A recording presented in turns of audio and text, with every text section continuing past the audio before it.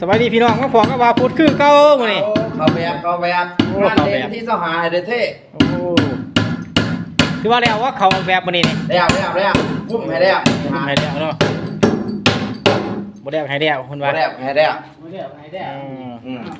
จะได้ข้องซื้อเฮ็ดเบียกมื้อนี้เป็นจังได๋มื้อนี้นี่คักมันบ่มีแดดโอ้คักเพิ่นว่าอยากจะฝนตกติฝนตกคือเก่าสู้งานตลอดเนาะจ้ะเนาะงานคือเงินคืองานเพิ่นว่า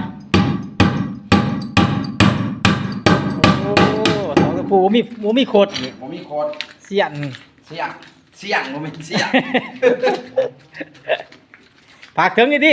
ฝากถึงอ่างสูงเด้อเสียก้อนอย่านั่งเอานอนหลายเสียก้อนอย่านั่งเอานอนได้เด้อฝนตกกันเด้อตกอะไรฝากถึงเสียบ้านเสียร่มเด้อ